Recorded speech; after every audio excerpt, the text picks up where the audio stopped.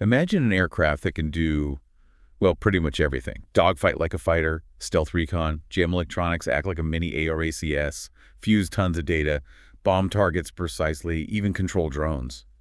All in one plane. Sounds like science fiction almost. Right. But it's the reality of the F-35 Lightning II, the Joint Strike Fighter. Mm. Today, we're diving deep into its story. Based on this fascinating insider account you shared, F-35, The Inside Story of the Lightning II, by Tom Burbidge. He used to be the program's general manager. Yeah, it's quite a read. Gives you a real sense of the scale and complexity. Absolutely. So our mission today is to unpack the key insights from the book.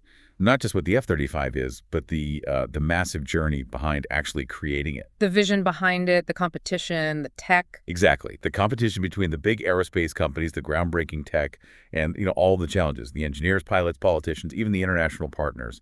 Getting this thing flying was a huge deal. It really was a revolutionary warbird, but with a lot of debate surrounding it. For sure. Get ready for some surprising facts and a real behind-the-scenes look at one of the biggest defense programs ever. Okay, let's unpack this. The book really takes us back, doesn't it, to the very beginning, the genesis of the idea, back in the 80s and 90s. It does. And what's fascinating right off the bat is just the sheer scope of what they were trying to achieve. You had the U.S. military looking at a whole fleet of aging aircraft across different branches. All needing replacement. Exactly. The Air Force had the F-16, the A-10 for close air support, even the F-117 stealth fighter. The Navy needed a successor for the F-A-18 on carriers. And the Marines. They had a mix, too, right? A real mix. The AV-8 Harrier jump jet, their own F-A-18s, and the EA-6B Prowler electronic warfare plane. So the idea behind the Joint Advanced Strike Technology Program, JAST, was, can we replace all of these with a single, versatile design? Wow. That just doesn't even cover it. And it wasn't just a like-for-like replacement, was it? They aimed higher from the start. Much higher. The goal was always a fifth-generation fighter. That meant stealth baked into the design from day one, advanced sensor fusion. Sensor fusion. That's taking all the data from radar, infrared, everything, and making one clear picture for the pilot. Precisely. Making sense of a complex battle space. Plus, seamless connectivity with other assets. That was all part of the initial JST vision. And there was a big lesson learned from the F-22 program hanging over this, wasn't there? The cost issue. Oh, definitely. The F-22, incredibly capable, but it hit that death spiral. Costs went up, so they bought fewer planes, which just pushed the unit cost even higher. So for the F-35, they knew they couldn't let that happen. Absolutely not. Affordability and the ability to produce it in large numbers were like fundamental goals right from the very beginning. That really shaped everything. Okay, so that need for affordability and scale sets the stage for the competition. The book really dives into this showdown between Boeing's X-32 and Lockheed Martin's X-35 concept demonstrators. Yeah, a real clash of the titans. And they had different approaches to meeting some really tough requirements. Like supersonic flight, carrying weapons inside to stay stealthy. And the big one for some variants, short takeoff and vertical landing. So VL, needed by the Marines and the UK. That was a huge technical challenge. And Lockheed, they kind of went all in on a specific idea for STOW VL, didn't they? They did, a single-engine design, but crucially, with this separate shaft-driven lift fan that could be engaged just for vertical flight, they figured that was the only way to meet all the requirements without making huge compromises elsewhere. Whereas Boeing initially looked at direct lift, using the main engine. Right, a concept that has its own history and challenges, particularly with managing hot exhaust gases near the ground. Interesting. And the engine itself. The book mentions Pratt & Whitney's F-119 was kind of the only option at the very start. Well, yeah, for that initial concept demonstrator phase, it was the only existing engine powerful enough to potentially make either design work, so it effectively put Pratt & Whitney in a very strong position early on. Almost locked them in initially. Pretty much. Although the plan, or maybe the hope, to develop a second competing engine later, the General Electric F-136, became a really big deal. A lot of debate and funding battles around that down the line. We'll definitely get to that.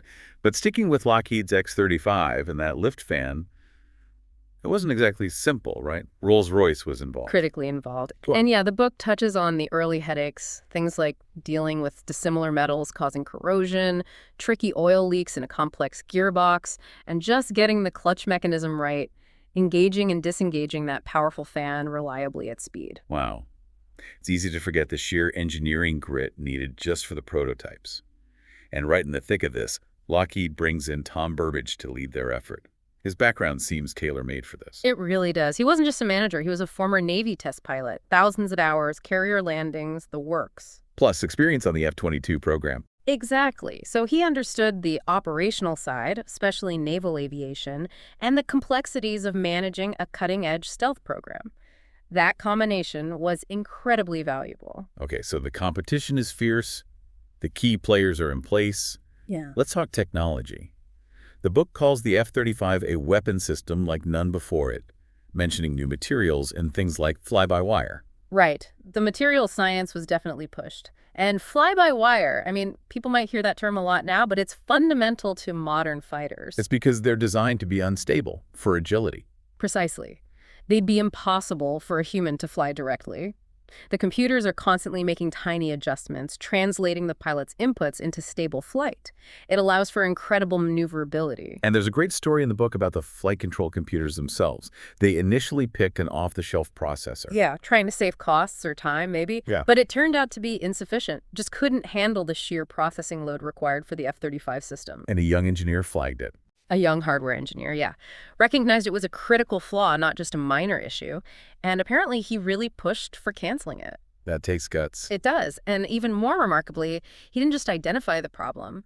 He ended up leading this incredibly rapid effort to design and build a custom replacement processor. In just months. Wow. Yeah, the book paints it as a real high-pressure make-or-break moment.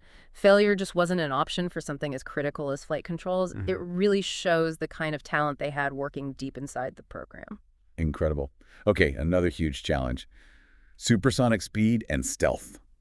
The book notes only the F-22 had really managed that combination effectively at the time. It's a fundamental conflict, really. The shapes that make you invisible to radar aren't necessarily the best shapes for slicing through the air at supersonic speeds. Like the F-117 Nighthawk or the B-2 bomber, stealthy, but subsonic. Exactly. And the Harrier jet could break the sound barrier in a dive sometimes, but wasn't stealthy at all. So achieving sustained supersonic flight while maintaining low observability was a major hurdle. The fact that the X-35 demonstrator achieved supersonic flight before the X-32 was a significant win for Lockheed early on. Showed they had a handle on that balance. What about maintenance? Stealth planes had a reputation for being hangar queens, right? Especially the early ones like the F-117. Oh, absolutely. The F-117 used these radar-absorbent materials, RAM, that were literally applied almost like putty or paint in some areas. Very delicate, time-consuming to maintain, impacted readiness rates hugely. So the F-35 had to be better. That was a core goal, making stealth practical for a large fleet. The idea was to embed conductive materials directly into the aircraft's composite skins, making it much more durable and easier to maintain than those earlier coatings. Makes stealth routine, not exotic. Okay, back to the Stoviel variants for a second. You mentioned the X-35's lift fan versus the X-32's direct lift. The book points out a key advantage for Lockheed related to air temperature. Yeah, this is a neat engineering point. The X-35's lift fan pulled cool, dense air from intakes on top of the fuselage. The X-32's direct lift concept, using hot exhaust from the main engine directed downwards, ran a higher risk of ingesting that hot, less dense air back into the engine intakes during landing. Which could cause a loss of thrust right when you need it most. Exactly. Hot gas ingestion was a known problem with earlier direct lift designs. The Livifan approach, using cool air, largely sidestepped that specific issue. And the first Stoviel flights of the X-35B, sounds like there was some nervousness from the government side about whether it would actually work as advertised. Definitely some caution. The book mentions Lockheed engineers had secretly measured the actual thrust beforehand, bolting the plane down because they anticipated skepticism. Secret measurements. Yeah, and apparently the government engineers still wanted to reduce the fuel load for the first hover test as a risk reduction, even though the Lockheed team knew it had plenty of power. Which probably made it harder to fly, being lighter. Ironically, yes. More sensitive to control inputs. There's also that anecdote where a government rep accused the test pilot of showboating during a hover test. Because he went slightly above the target altitude. Yeah, but Burbidge apparently backed the pilot completely, emphasizing that once the test sequence starts, the pilot's in command and has the authority to fly the profile. Shows the trust he had in his team. And surprisingly, the X-35B didn't need a special hover pit for testing, unlike the X-32. That's right. Those pits were usually needed to manage the hot exhaust from direct lift engines. But the cool air from the X-35's lift fan pushed the main engine's hot exhaust back and away from the intakes, so hot gas ingestion just wasn't the problem they might have expected. They even ended up testing over solid ground plated over the pit to simulate a ship deck. Sounds like Lockheed really nailed that SWL solution. It seems like a key differentiator that played a big role in them ultimately winning the contract. Burbidge noted the temperature readings were even better than predicted, a huge confidence boost. Okay, so Lockheed wins the competition. But one of the most defining aspects of the F-35 program, heavily emphasized in the book, is the massive international partnership involved right from the start. This wasn't just a U.S. project. Not at all. That was unprecedented for a program of this scale. You had the UK as a Tier 1 partner, heavily involved from the beginning due to their interest in the STOVL variant. Then Italy, Netherlands, Canada, Australia, Denmark, Norway. Even Turkey and Israel came in later as security cooperation participants. A truly global effort. How do they structure the industrial side of that? The book mentions a pepperoni pizza approach. Yeah. Basically, it was a tiered system. The more a country invested financially, the bigger their guaranteed slice of the industrial work share, the manufacturing, the sustainment contracts, the economic benefits. The UK, being the primary partner with the US on the SOVL side, got the biggest slice after the US. So it incentivized countries to commit more resources. That was the idea. Tangible economic returns for their investment. And importantly, this wasn't based on the old offset model. Offsets being where the U.S. would guarantee work in the buying country, even if it wasn't the best value, just to sweeten the deal. Exactly. The F-35 program moved to a best value competitive basis. Partner companies had to genuinely compete for work based on quality, cost, and technical capability. They weren't just given contracts as part of the deal. Which must have pushed some partners to really up their game technologically. Absolutely. The book notes some countries had strong manufacturing, maybe in automotive, but less experience in high-end aerospace, especially composites and stealth tech. They had to invest, build new facilities, train workers to meet the standards, and win those contracts. And getting that work was crucial politically back home, right? Jobs, economic stimulus. Hugely important for maintaining political support for such an expensive program, especially as the Cold War threat seemed to recede for some. Managing all these different companies and countries, Lockheed, Northrop Grumman, BAE Systems, Pratt & Whitney, GE, plus all the partner industries, sounds like it needed a whole new way of working together.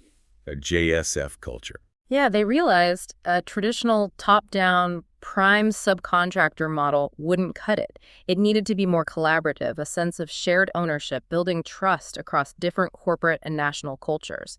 A huge management challenge. And the book credits DoD negotiator Al Volkman with hammering out the formal government-to-government agreements underpinning all this. Those bilateral agreements were the essential framework, defining roles, responsibilities, financial contributions, industrial participation rules, a major diplomatic effort to get everyone signed up.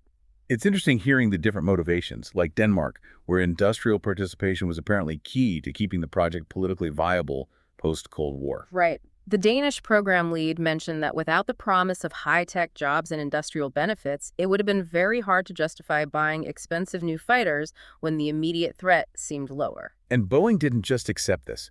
The book mentions they actively lobbied against the F-35, especially in places like Denmark. Oh yeah, the competition didn't stop after the contract award. Boeing reportedly pushed hard in Denmark, questioning the government's cost analysis, trying to get them to reconsider even after the initial selection. It shows how high the stakes were. Whereas Lockheed's approach, under Burbidge, seemed more focused on building relationships and providing information. That seems to be the case. Encouraging visits to the Fort Worth plant, letting officials see the production line, talk to engineers, build personal trust, trying to counter concerns with transparency. Of course, even with partnerships, there were political debates within countries like the Netherlands and Australia about the cost and whether they really needed such an advanced jet. Absolutely. Constant internal political battles in several partner nations, negative press, questions about affordability compared to alternatives like the Gripen or Super Hornet. Yeah. It kept the program managers on their toes, constantly having to justify the investment. And then the major disruption with Turkey being removed from the program in 2019, that must have been a shockwave. A huge one. Their decision to buy the Russian S-400 air defense system created an unacceptable security risk. The worry was the S-400 could learn how to detect and track the F-35, compromising its stealth for all NATO allies. So the U.S. had to eject them. After offering alternatives like Patriot missiles, which Turkey rejected, yes. It was a difficult but necessary decision to protect the program's security, and it caused major headaches rearranging the supply chain for parts Turkey was supposed to build. On a different note, Canada's story is interesting. Longtime industrial partner, but very hesitant to buy, then eventually committing after the Ukraine invasion. Yeah, the book calls it puzzling. Lots of potential industrial benefit for Canada, but years of political back and forth. The GAO reports, the cost concerns. It took the changed geopolitical situation in Europe to finally push them towards procurement. It's neat they even involved universities like Delft in the Netherlands with internships, building support from the ground up. A smart move. Engaging future engineers, generating positive PR, helping solidify long-term commitment. Thinking beyond just the immediate politics. So managing this global ecosystem required more than just engineering. The book talks about building a shared culture, developing new leadership skills. Exactly. You needed leaders who could navigate cultural differences, build trust, communicate effectively across borders, not just technical experts. They even use confidence curves, visual tools to track progress and build trust. Yeah, visual timelines showing key milestones, decision points, a way to keep everyone, partners, industry execs, informed and confident that the program, despite challenges, was moving forward and their investments were sound. It sounds like the program itself became a massive case study in complex project management. Oh, absolutely. Burbidge and others even lectured at universities using the F-35 as a real-world example of managing immense complexity, risk, and international collaboration. The lessons learned were huge. And Burbidge's quote about valuing every single person's role, no matter how small, that really hits home on the human side of such a massive project. It's crucial, isn't it? Recognizing that it takes everyone, from top engineers to the person tightening bolts on the assembly line, to make something this complex succeed. Okay, let's shift back to the plane itself. Defining what the F-35 needed to be, translating those broad government requirements into actual buildable specs for the competitors. That sounds tricky. It's a very fine line. You need enough detail for them to design prototypes, estimate costs accurately, but not so much detail that you stifle innovation or lock them into a specific solution too early. The government usually likes engine competition, right? Keep costs down. But here, as we said, Pratt & Whitney's F-119 was initially the only real contender. Right. That complicated the usual desire for engine competition. The unique high-thrust requirements for STOVL and supersonic flight meant the F-119 was the only viable starting point. That made the later push for the GE F-136 alternate engine even more politically charged, but also strategically important for the government.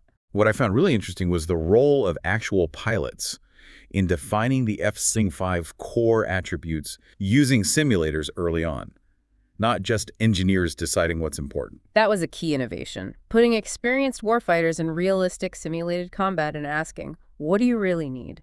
And the answers were maybe surprising. Not just dogfighting agility. Not primarily. Top priorities were situational awareness, that fused picture of the battlespace survivability, meaning stealth, range, payload capacity, and interoperability, being able to work seamlessly with other forces. So less about being the ultimate dogfighter, more about being a networked information hub and a survivable strike platform. That's a good way to put it. The pilots valued knowing everything around them and being able to survive in dangerous airspace above pure maneuverability. Okay, so the requirements are set. Lockheed's won. Now the really hard part. Building it. The book's chapter, The Devil's in the Details, suggests, well, problems. Understatement. Yeah, Major General Jack Hudson came in as the program executive officer, the PEO, right after the contract award. His big job was trying to herd all the cats, Air Force, Navy, Marines, all the international partners into one functional, cohesive program office, a monumental task. And then the weight issue hit. Big time. Yeah. Especially the STOVL-B's variant. How bad was it? Pretty bad. The book says the initial detailed design came in about 3,000 pounds overweight. For a STOVL aircraft, where every pound counts against your vertical lift capability, that was potentially mission-killing. It jeopardized core performance objectives. 3,000 pounds. How did that happen? Weight forecasting is complex. It relies on estimates, historical data. As the design got more detailed, the calculated weight of all the components just added up to way more than planned. It impacts everything: range, payload, agility. So they formed the SWAT team. Yeah. STOVL weight attack team. Sounds intense. It was an all-out effort. They brought in Art Sheridan, a real STOVL guru, to lead over 500 engineers globally. They basically tore the design apart, looking for savings everywhere. They found them. They did. An incredible effort. The book says they shaved off 2,600 pounds through hundreds of changes, some big structural redesigns, lots of smaller tweaks, a massive engineering achievement. While that crisis was happening with the B model, they decided to focus development efforts on the Air Force's A model first. Yeah, a strategic move. The A variant was less complex, further along, getting it flying, getting positive results, provided a much-needed morale boost, and helped reduce overall technical risk by proving out common systems and software earlier. Build momentum. One of the key weight-saving technologies was this electrohydrostatic actuation system, EAS, replacing traditional hydraulics. Sounds risky. It was a big leap. Traditional fighters have complex hydraulic systems running everywhere. EHAS uses localized electric power and self-contained hydraulic units at each control surface. Saves a lot of weight, reduces leaks, but it was relatively new for fighters. And the book mentions someone asked about a plan B if it didn't work. Yeah, a Navy admiral apparently asked Burbidge, "What's plan B?" And the answer was, "There is no plan B." Shows how committed, or maybe how cornered they felt. They had to make it work. Another huge challenge. Yay. Making all three variants, A, B, and C, fly the same way for the pilot, despite big physical differences. How? Software magic, basically. They called it dynamic inversion. The flight control software constantly calculates how the plane should respond to pilot input, then adjusts the control surfaces differently on each variant to make them feel remarkably similar. That's incredibly clever. Huge for training costs. Absolutely. Pilots could transition much more easily between variants. But getting that software right, especially for the Soviel B model, led to a big internal debate at Lockheed. About the control laws for hovering and transitioning. Exactly. Some experienced test pilots, especially those used to the Harrier, favored a more traditional system with separate controls for different phases of flight. Others advocated for a new unified flight controls concept, aiming to simplify the pilot's job during those really demanding Soviel maneuvers. High-stakes debate. How did they settle it? Through rigorous testing. They used a specially modified Harrier, the VAAC Harrier, to test both control concepts back-to-back. Brought in an independent test pilot, John Beasley, to evaluate. And the data showed. The data and pilot feedback ultimately supported the unified controls. It reduced workload, improved safety margins, made hovering more intuitive, a monumental decision, the book calls it. Data winning out over tradition. And speaking of demanding flight, carrier landings for the C variant. Yeah, Simplifying those controls must have been a high priority. definitely. Carrier landings are incredibly difficult. Anything to reduce pilot workload and improve precision is welcome. The later software development, the Magic Carpet Ride, aims specifically at making that final approach smoother and more automated. The book also mentions this SRVL technique, shipboard rolling vertical landing for the F-35B. What's that about? It's a way for the B model to land back on smaller ships, like amphibious assault ships, carrying more weight, fuel, and weapons than it could in a purely vertical landing. How does it work? It uses a combination of forward speed, wing lift, and engine thrust for a slow, short, rolling landing, instead of just coming straight down. Increases payload flexibility significantly. And finally, the different G limits for the three variants. Why wasn't it the same for all? Trade-offs. The B model, with its S-Noviel complexity and weight constraints, had a slightly lower G rating than the A model. The C model, built heavier for carrier operations, had its own structural limits. They balanced maneuverability needs against the specific design requirements of each version. Okay, so the airframe and flight controls are incredibly complex. But the real brain is the mission system software. Millions of lines of code. A staggering amount. Hundreds of engineers writing C++ code for years. That software is what truly makes the F-35 different. It's not just flying, it's sensing, processing, fusing information, sharing data. And the book notes that the software development actually fell behind schedule initially because of the focus on fixing the Stoviel weight problem. That's right. Resources and funding got shifted to the urgent weight issue. Everyone knew the software was critical long-term, but they had to put out the immediate fire first. A classic program management dilemma. Let's clarify those terms. Data fusion, sensor fusion, information fusion. What's the difference in the F-35 context? Okay, think layers. Data fusion takes raw data from sensors, radar, infrared, electronic warfare, and combines it for a better track on a specific target. Sensor fusion integrates the process data from multiple sensors into one coherent display for the pilot, Less clutter, easier to understand. And information fusion. That's the top layer. It takes the fused sensor picture and adds external information data links from other planes, ground stations, intelligence to create that complete real-time battle space awareness. That's the F-35 superpower. Giving the pilot godlike awareness, almost. The book stresses how important it was for test pilots and the production team to know exactly which software capabilities were ready when. Absolutely. Testing relies on knowing what should be working in each software block upgrade. And production needs to know the software maturity to ensure planes coming off the line can be reliably updated later. It requires tight coordination. And maturing that software took a long time. Like a decade after first flight. Yeah, refining millions of lines of code, integrating all those systems, squashing bugs. It's a massive undertaking. But the book also points out how that mature software, especially the data sharing, makes even older fourth-gen jets more effective when flying with the F-35. Like the F-22 experience in Syria showed. Exactly. The stealth fighter goes in first, finds the threats, shares the picture, and suddenly the older jets are much safer and more lethal. The F-35 takes that concept even further. Now, building something this complex and expensive inevitably attracts scrutiny, bureaucracy, skepticism. The book talks about the government oversight process. Oh yeah. Major defense programs go through endless reviews, oversight committees, budget drills. There's always tension between the program trying to move fast and save money and the government needing accountability and thoroughness. JAST tried innovative things like cost sharing and simulations, but it still faced the bureaucracy. And the Nunn-McCurdy Amendment looms large. What is that exactly? It's a U.S. law. If a major defense program goes over budget by a certain percentage, either a serious or critical breach, it triggers mandatory congressional review. The Pentagon has to explain why, recertify the need for the program, and show how they'll fix it. The F-35 definitely triggered Nunn-McCurdy reviews due to cost growth. The book also discusses concurrency, overlapping development, testing, and early production.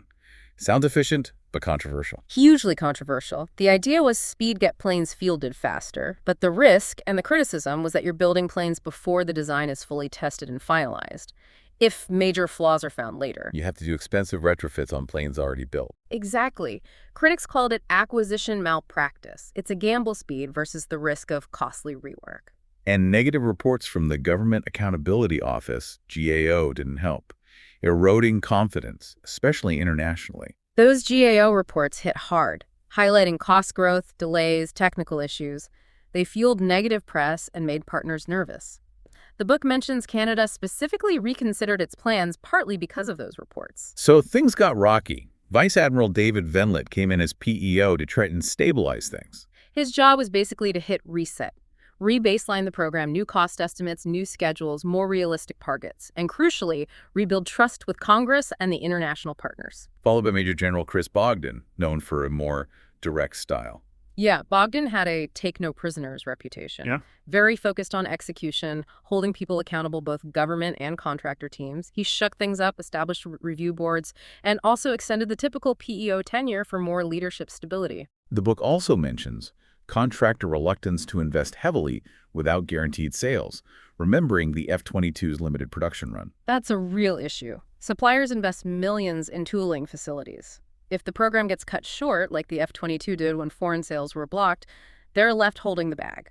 So confidence in long-term production numbers is vital for the supply chain. And throughout all this turbulence, the partnership between the government PEO and the Lockheed Martin program manager, Lorraine Martin, as mentioned, was critical. Absolutely essential. That top-level relationship needed to be strong, collaborative, open communication, trust, working together to solve problems and navigate the political storms. It wouldn't have survived without that. Okay, let's get back to testing. How did they actually verify this beast could do what it was supposed to? The book mentions the catbird. Yeah. That was a modified Boeing 737 used as an avionics testbed early on. They basically put F-35 sensors and systems into the 737 to test how they interacted in the air, long before the actual F-35 prototypes were ready for that level of complex systems testing.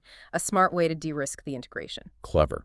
And the airframe itself went through brutal testing, static and durability tests. Incredibly demanding. They literally bent and stressed airframes in giant rigs until they broke, finding the weak points. Then they subjected other airframes to simulated lifetimes of flight hours, thousands of cycles of stress, landings, maneuvers, all measured by miles of wiring and sensors. Where did they do all this? Key facilities mentioned are BAE Systems in Bro, UK for some structural testing, Lockheed in Fort Worth, and Vought in Grand Prairie for landing gear drop tests simulating hard carrier landings. There's that anecdote about the quiet takeoff surprising Dutch politicians. Noise was a consideration. It was. Quieter than an F-16, apparently. Good for public relations near air bases. But the real focus was on the test pilots selected to fly these machines. A very elite group, including pilots from partner nations flying the X-35s. Highly experienced, meticulously chosen. Their feedback was crucial in shaping the final design. The book notes only 2 of the initial 8 X-35 pilots were Lockheed employees, showing the international collaboration even then. The first flight of AA-1, the first actual production prototype, must have been nerve-wracking. Immensely so. The book quotes Dan Crowley from Lockheed, emphasizing how much relied on the new fly-by-wire systems, the software. So much could go wrong on that first flight, despite all the ground tests and simulations. And simulators were key for practicing emergencies, learning from things like that F-117 fin failure. Absolutely. High-fidelity simulators let pilots experience and practice responding to failures safely on the ground. You have to prepare for the unexpected. And the results from early flight testing against older fighters. Yeah. The book says it was basically an unfair fight. That's the consistent feedback. The F-35's stealth and sensor fusion gave it such an advantage. Pilots could see opponents long before they were detected themselves. The anecdote of a new F-35 pilot guiding a veteran F-16 pilot away from an unseen threat really illustrates that leap in capability. Okay, so it works, but how does it fit into the military structure, roles and missions? That's always contentious. It is. Traditionally, each service guards its roles. Army on land, Navy at sea, Air Force in the air. But the F-35, capable of so much, kind of blurs those lines. Especially the F-35B, the STOVO version. The Marines loved it, but maybe the Navy was initially less keen. The Marines saw the F-35B as perfect for their expeditionary-style advanced air power from small ships forward bases. The book mentions even Senator McCain, initially a critic, came around, but yeah, there was tension with the Navy. An internal knockdown and drag-out fight, the book calls it. Overrules carriers. Pretty much. The Navy historically preferred its own carrier aircraft designs, like the canceled A-12. The F-35B's capabilities perhaps challenged some traditional Navy roles and raised questions about the future mix of aircraft on big carriers. Beyond the U.S., the F-35 is becoming a key tool for alliances, especially in the Indo-Pacific. Definitely. With allies like Australia, Japan, South Korea, Singapore all buying it, it creates massive interoperability. In a region without a formal structure like NATO, having common advanced hardware is huge for collective security, especially given concerns about China. And Israel, the Adir, they saw it as a strategic game-changer from day one. Absolutely. Netanyahu's comments about achieving supremacy in all domains, air, sea, ground, cyber, show how vital they view it. The IAF commander flying the simulators and being convinced cemented their commitment. The UK relationship, though, Tier 1 partner, very close but complex, especially around their new carriers. Very complex. Strong commitment to the F-35B for their new carriers. But big debates and changes in plans about whether to use traditional catapults, cats and traps, or just the ski jump. The final decision for speed jump only, mainly due to cost, caused friction. The U.S. Marines weren't happy initially. They felt it might limit the F-35B's full potential and maybe signaled a shift away from close U.S.-UK STOVO collaboration, but that seemed to get resolved. Yeah, the book highlights the successful joint deployment on HMS Queen Elizabeth with USMC and RAF F-35Bs together as proof the partnership was strong. That deployment was a huge statement. Showed it worked, showed the commitment was real. Moving on to software again. The chapter, It's Only Software, sounds ironic. Deeply ironic. Because software is everything in these modern jets, and it's constantly evolving. Moore's Law means processors get faster, threats change. Managing upgrades and preventing obsolescence is a massive challenge. The F-35 was designed for upgrades, though. Processor swaps. Yes, the architecture was intended to make processor upgrades relatively easier. The book says they swapped the main mission processors twice during development just to keep pace. And we mentioned the F-22 showing how stealth enables older jets. The F-35 builds on that, Exactly. Stealth allows access, advanced sensors build the picture, data links share it. It makes the whole force more effective, not just the F-35 itself. which is why the ongoing block upgrades, like Block 4, are so critical. Essential. Block 4 adds new weapons, better sensors, enhanced electronic warfare, crucial cybersecurity improvements. It's not a one-and-done deal. The plane has to keep evolving to stay ahead. Let's talk perception, transparency, trust, and realism. Managing expectations for such a high-profile program must be incredibly hard. It is. Dealing with Congress, partners, the public, especially when there are cost increases or delays. The book mentions the 1,500-mile screwdriver, congressional staffers offering uninformed engineering advice. It highlights the challenge of communicating complex realities. And consistent messaging is key, especially with partners. Contrasting Lockheed's approach with Boeing's sometimes more aggressive lobbying. Yeah, a unified message helps maintain confidence. Lockheed seemed to focus on relationship building and transparency, which might have been more effective long-term than openly criticizing the program in partner countries, as Boeing sometimes did. Then there's the dark side. Cyber threats. Spy versus spy. How bad was it? Pretty bad. Thousands of cyber attacks against the program, the book says. While most were blocked, there were successful breaches.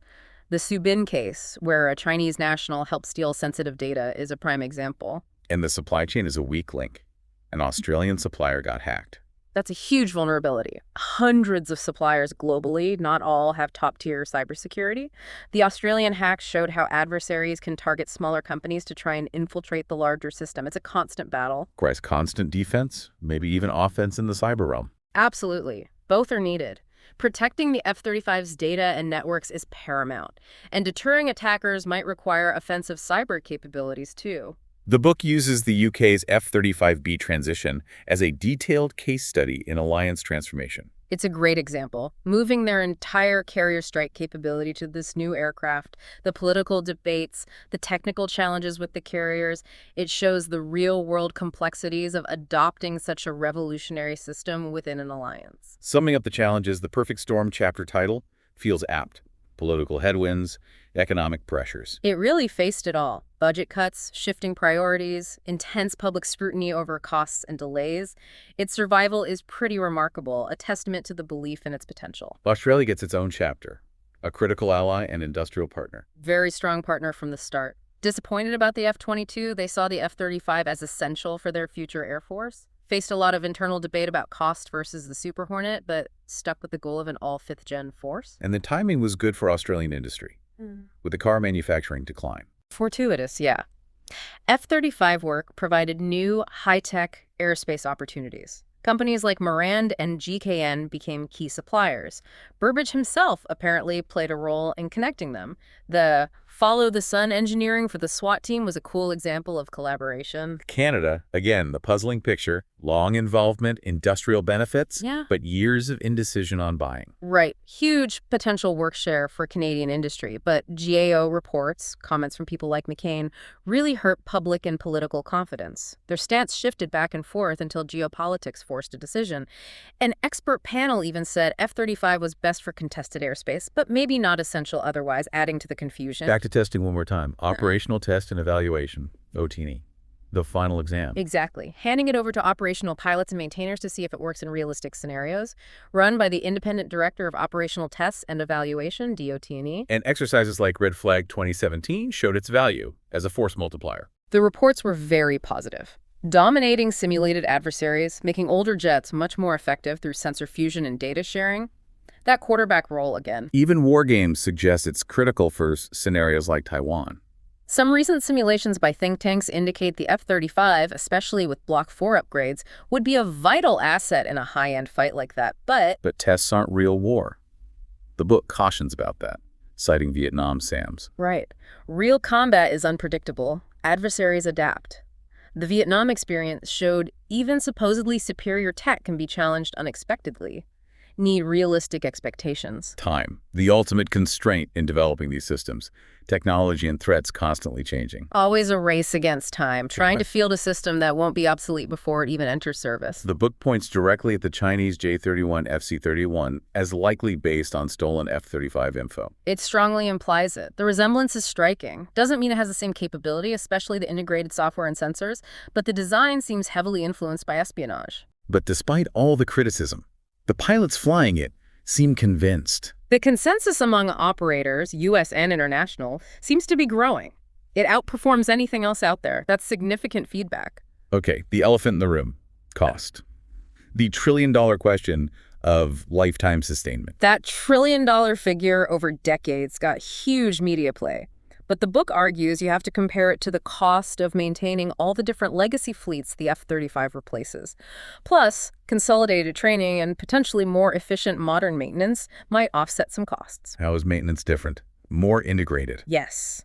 Less need for hyper-specialized technicians for every little system. More use of diagnostics via laptops, ideally reducing guesswork. Maintainers become more like general practitioners using advanced tools. The first training squadron stood up at Eglin AFB in 2010.